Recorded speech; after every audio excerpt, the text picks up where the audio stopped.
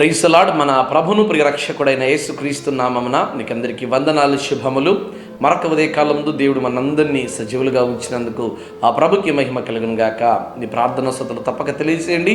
మీ కొరకు ప్రార్థించడని మేము సిద్ధంగా ఉంటున్నాం. ఈరోజు దేవుని వాక్కును మనం ఆలోచించేద్దాం. 2 తిమోతికి రాసిన పత్రిక 4వ అధ్యాయం 17 వచనం. ప్రభువు నా పక్క నిలిచి నన్ను బలపరచును. దేవుడు తన బిడ్డలను బలపరిచేవాడిగా ఉన్నాడు, కానీ బలహీనులుగా చేసేవాడిగా లేడు. కావాలంటే దేవుని వాక్యం అంటుంది, ఇదిగో శక్తిహీనులకు బలాన్ని అనుగ్రహించేవాడిగా ఉన్నాడు. దేవుడు తన బిడ్డల పక్క నిలబడి బలపరిచేవాడిగా ఉన్నాడు. ఈరోజు నీ పక్కన ఎవరైనా నిలబడి నన్ను బలపరిస్తే, ప్రోత్సహిస్తే ఎంతో బాగుంటుందని ఆశపడుతున్నావు కదా.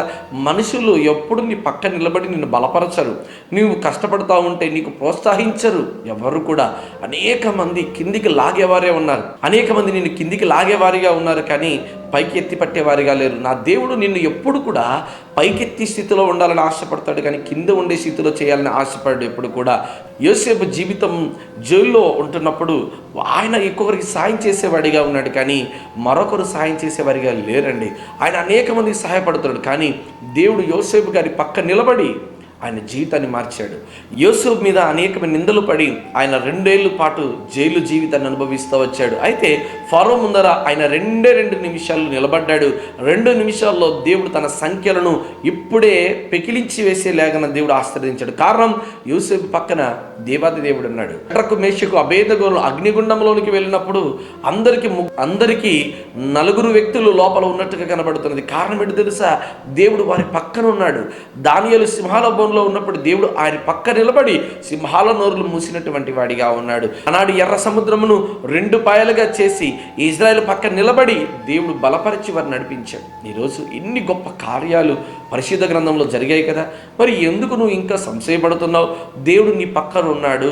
దేవుడు నీ పక్కన నిలిచినాడని నువ్వు నమ్ము. నువ్వు అడుగు పెట్టే ప్రతి స్థలంలో దేవుడు నీతో ఉన్నాడని నమ్ము. నువ్వు ఒంటరి వాడవు కాదు, నీ పక్కన ప్రభు నిలబడి ఉన్నాడు. ప్రభు కార్యం చేసేవాడిగా ఉన్నాడు. అందుకే దేవుని వాక్యం అంటుంది, ప్రభు నా పక్క నిలిచి అనేక పర్యాయాలు శ్రమలలో, ఇరుకులలో, ఇబ్బందులలో దేవుడు నా పక్క నిలబడి నన్ను బలపరిచి తన రాజ్య నిమిత్తం నన్ను వారసునిగా చేయడానికి ఆయన ఎంతగానో నన్ను ప్రోత్సహించాడని పౌలు గారి తిమోతితో తెలవిస్తూ ఉంటాడు. తిమోతి, ప్రభు నా పక్క నిలబడి నన్ను ఎంతో బలపరిచాడు. ఈరోజు నువ్వు కూడా విశ్వాసం ఉంచు. దేవుడు నీ పక్క నిలబడి నిన్ను ప్రోత్సహించేవాడిగా, ఎత్తి పట్టుకునేవాడిగా, నిన్ను దీవించేవాడిగా ఉన్నాడు తప్ప నేను కిందికి లాగేవాడిగా లేడు. ఒకవేళ అలాంటి ఆలోచన, అలాంటి తలంపు నీలో గనక ఉంటే ఈరోజు తీసివేసే.